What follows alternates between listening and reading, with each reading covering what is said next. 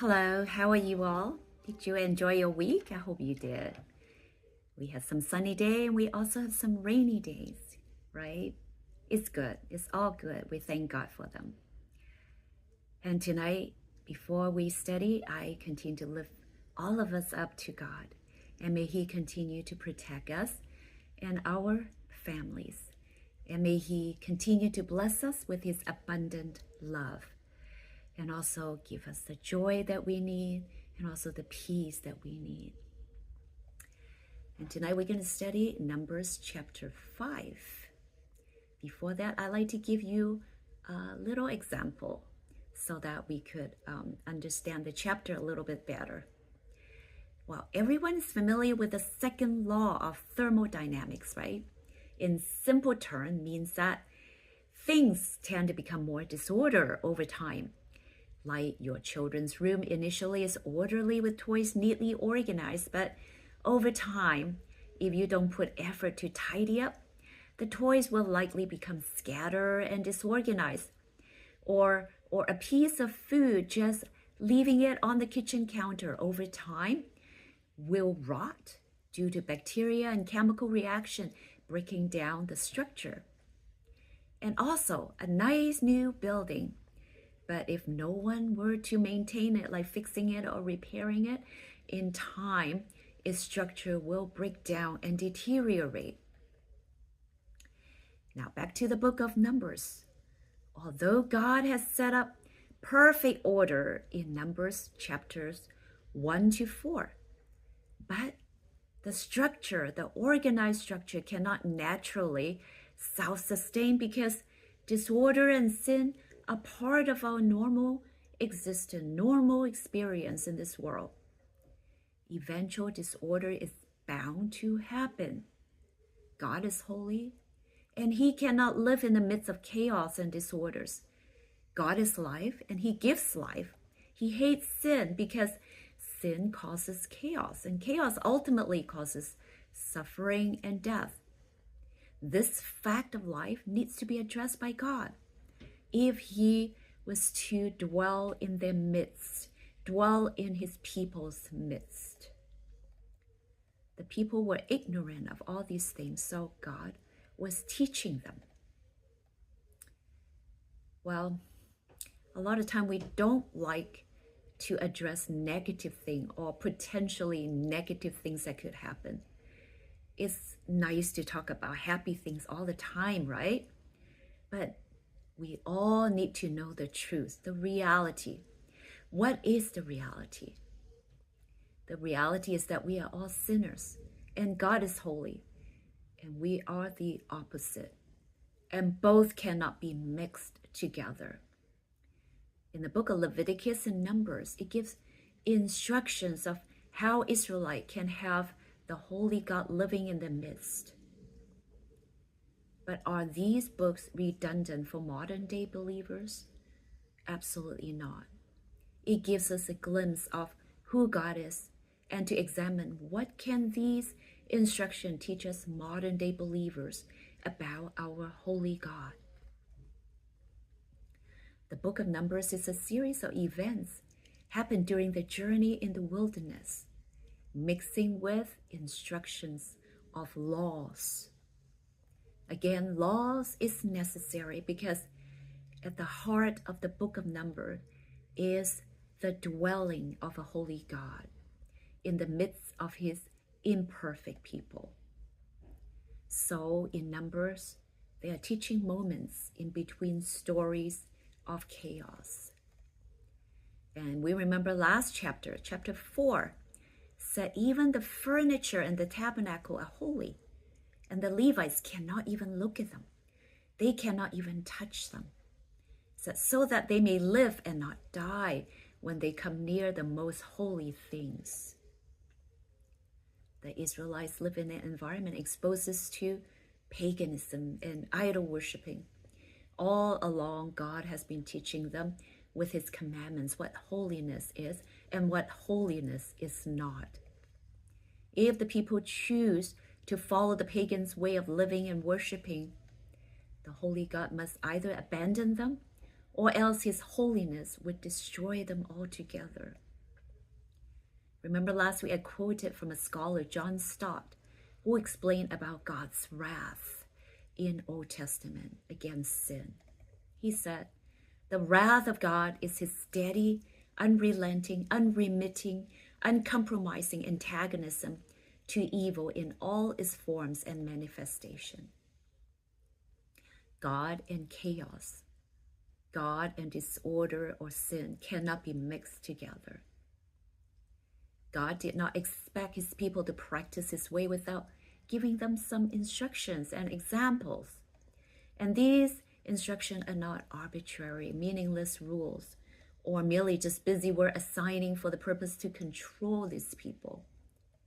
These laws are a bridge between chaos and order, and a bridge between imperfect people and the holy God. In another word, these instructions are their way to life and blessing. Furthermore, the instructions are the unfolding wisdom of a sovereign God for the benefit of the people that he had entered a covenant with. So, what laws are the focus in this chapter? After organizing the camp, God now teaches people through case studies. You have probably heard or read about case studies done by scientists, right? Case studies are potential scenario used to illustrate a principle. A case study perhaps we have heard of is a patient's journey with a chronic condition, exploring their medical history, treatment, and outcome, or a community's health program, how it impacts on a specific population, right? You probably have read something like that, some case studies.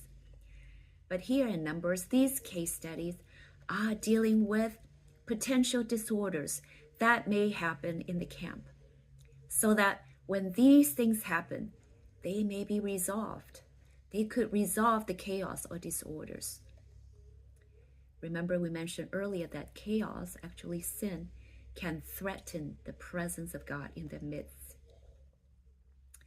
So in this chapter, there are 3 case studies, each of which deals with a different issue, and in turn shows us a different perspective on sin.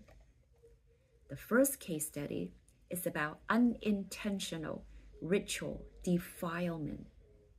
And the second case study is dealing with a deliberate sin that has already been repented.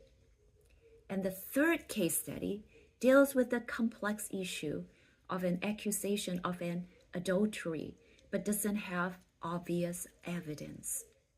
God addresses each of the case with a different way, but in each of them, sin is recognized and dealt with. So let's read case study 1. The Lord said to Moses, command the Israelites to send away from the camp anyone who has a defiling skin disease or a discharge of any kind, or who is ceremonially unclean because of a dead body. Send away male and female alike. Send them outside the camp, so they will not defile the camp where I dwell among them. The Israelites did so. They sent them outside the camp. They did just as the Lord had instructed Moses. There are 4 conditions here. The loss of fluid, meaning discharge of blood or semen, various wasting, skin disease, and contact with dead bodies. These are all considered impure or defilement. These conditions are considered impure because they're associated with death. You know, during the ancient time, blood and semen were associated with life. The loss of blood and outflowing of semen would move one away from the realm of life into the realm of death. Skin diseases that wither or ate away the flesh were a kind of living death in which the body was literally dying. And contacting dead body is obvious because it was bringing people in contact to death. All such contact with the realm of death in the Old Testament would make a person unfit to be in the presence of the living God. And that's the reason that those who have such defilements were to be sent outside the camp. And after 7 days, that they need to do some washing ceremony prior to that. And these laws were not really about public health to protect them from infections and contagious diseases. The concern here was such defilement would make it impossible for the living God to dwell in their midst. To us modern people, these regulations seem superficial and unfair, even offensive. Why were they important to God?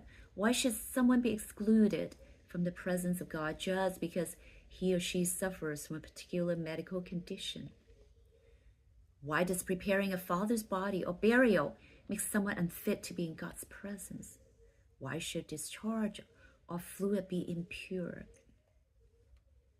While these laws were intended as a mirror to tell us the depth of our human problem. And the significance of this defilement demonstrate to us how alienated we are from God. So it is not the Bible that's being unfair or shallow. On the contrary, it is our culture's view on sin and alienation that is shallow. In our society, people generally think that separates them from God is their misbehavior. If I'm a good person, God will surely accept me. However, if I'm a bad person, God will reject me. The Bible, however, shows us that this analysis is superficial and thoughtless. Sin is not just about what we do. It is about our very nature as a human being in this world. Our human problem as its deepest root is death. And death is consuming our souls just as surely as leprosy devours the flesh. We are dead men walking, surrounded on all sides by a community of the dead. Even while physically we continue to live, our souls atrophy and waste away from the inside out in the absence of God. Isaiah said, "Woe is me, for I am lost, for I am a man of unclean lips, and I dwell in the midst of a people of unclean lips. For my eyes have seen the King, the Lord of hosts." This is in Isaiah 6:5. Isaiah understood that living in the midst of a society of sinners will continue to defile us all. Isaiah 31:6 said, "We have all become like one who is unclean, and all our righteous deeds are like a polluted garments. We all fade like a leaf, and our iniquities like the wind take us away. Even my good deeds, such as being kind to my neighbor and loving my children, I am still defiled, and everyone around me are the same. We are defiling one another because of our sinful nature." If that is the case, there's absolutely nothing I can do to present myself acceptable to God. I inherited this body of death from my first forefather, Adam. His sinful nature transmitted to my DNA, to my gene, turned even God's high and holy law into an instrument of death in my life.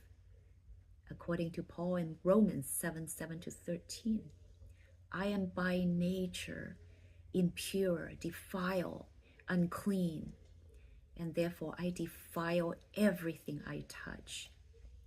This is what Paul said, "Who will deliver me from this body of death? Thanks be to God through Jesus Christ our Lord." So the answer is, although the Old Testament shows us the depth of our alienation from God, the New Testament gives us the glorious answer to the problem. Although we are alienated from God, we are dead in transgression and sin, But there's answer. And the answer is Jesus Christ, who can save me in my wretched condition, who will deliver me from this body of death. Thanks be to God, through Jesus Christ our Lord. Jesus is the one who has come to deliver us from death and wash us clean. And that's why we see Jesus in his earthly ministry, bringing into the Jewish community, the covenant community, those who under the old covenant had been excluded. You remember the women who had an outflow of blood, who had a period for over 12 years. And she tried to reach out to doctors to help her, but in vain.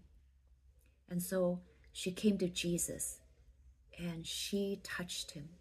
And this story is in Luke chapter 8, 43 to 48. From the perspective of the book of Numbers, that was a dangerous act that she did, right? She's unclean. She has discharge. She has bloody discharge. And she deliberately brought herself into physical contact with the Holy One of Israel. No wonder that when Jesus stopped and demanded to know who had touched him, she came forward, shaking, trembling. But in Jesus, she found physical and spiritual wholeness, rest for her body and peace for her soul. She who was once an outsider, alienated from God and his people, was now brought in through the touch of Jesus. And then remember the leper? Leper has skin disease, right? They are defiled, they are impure, they are unclean. They too came to Jesus and he touched them. He healed them from their living death and told them to go and show themselves to a priest, just as the law requires. You know, Jesus in these instances did not tell them, forget about the law. The laws are silly and outdated. I am going to abolish it. But rather, in each situation, he dealt with the person's need for cleansing so they could enter God's presence. The picture of separation from God that was set up in the Old Testament found the answer in Jesus Christ.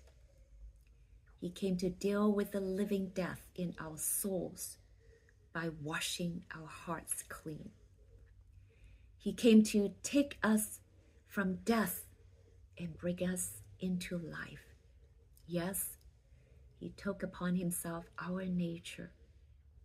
We deserve to be excluded from the presence of God. Christ was innocent, but he took on our sinful nature and was taken outside the holy city of Jerusalem to be crucified for us. So he was outside the camp for us.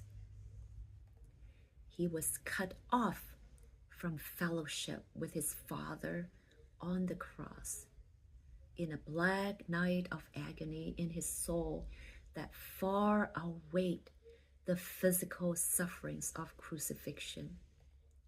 And that is how he helped us to deal with our problem of impurity and chaos, so that we might no longer be outsiders, condemned to eternity away from the presence of God.